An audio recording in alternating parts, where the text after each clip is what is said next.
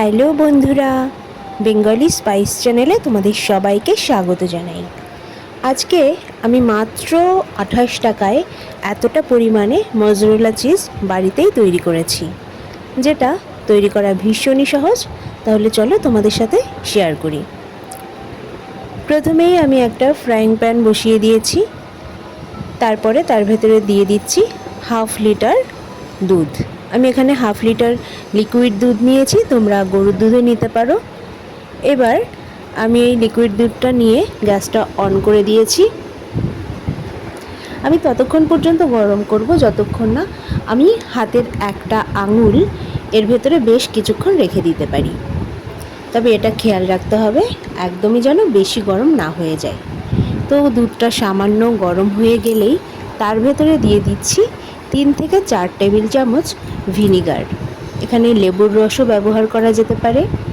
তো ভিনিগারটা দিয়ে দেওয়ার সাথে সাথেই কিন্তু আমি এখানে ঝাঁঝরি হাতা দিয়ে ভালোভাবে নেড়েচেড়ে দিচ্ছি।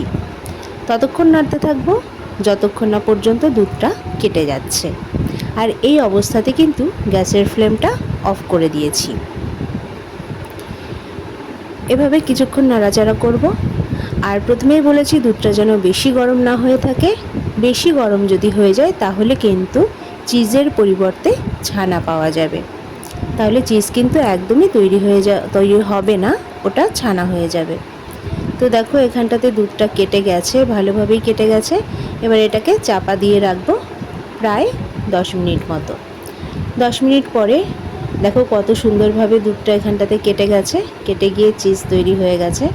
তো এই ওপর থেকে এই কাটা দুধটা কিন্তু আমি এখন আলাদা করে নেব।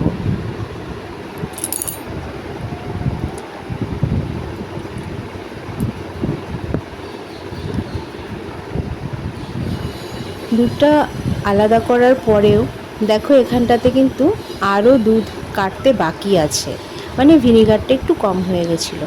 তো এখানটাতে আমি যে দুধটা কেটে গেছে সেটা আলাদা করে নিয়ে বাকি দুধটার ভেতরে আবারও কিন্তু ভিনিগার অ্যাড করেছি প্রায় 2 টেবিল চামচ।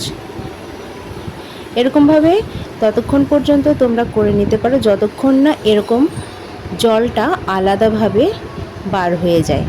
তো দেখো আরও কতটা পরিমাণে চিজ এখানটাতে পেয়ে গেলাম, সেগুলোও কিন্তু আমি আলাদা করে নিচ্ছি। এই চিজগুলো আলাদা করে এবার আমি জল ঝরাতে দিয়ে দেব।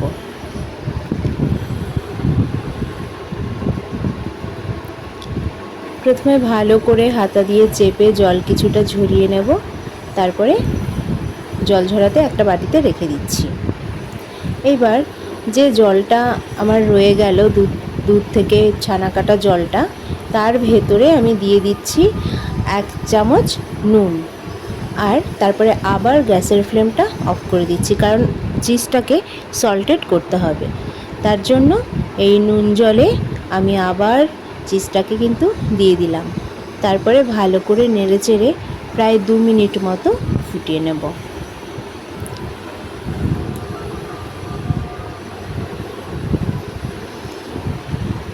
এই চিজটা তৈরি করা কিন্তু ভীষণই তাহলে সহজ। তোমাদের যদি রেসিপিটি ভালো লাগে লাইক কমেন্ট শেয়ার করো, সাবস্ক্রাইব করে পাশে থেকো। 2 মিনিট হয়ে গেছে, এইবার চিজটাকে তুলে নিচ্ছি। ভালোভাবে আবার জল ঝরিয়ে নেব।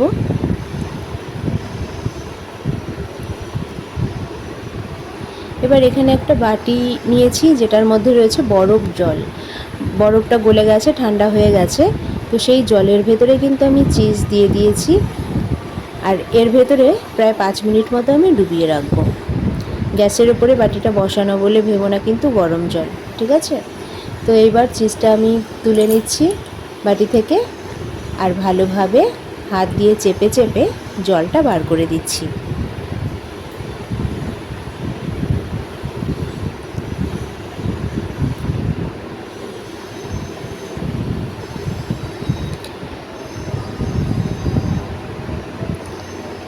এবার এই চিজটা একটা সুতির কাপড়ে ভালোভাবে মুড়ে নেব।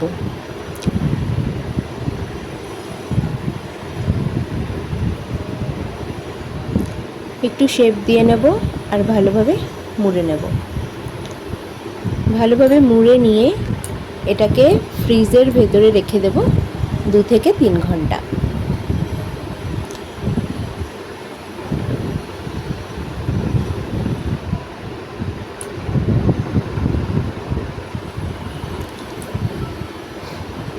মুড়ে নেওয়া হয়ে গেছে, এবার ফ্রিজে রেখে দেবো 2-3 ঘন্টা।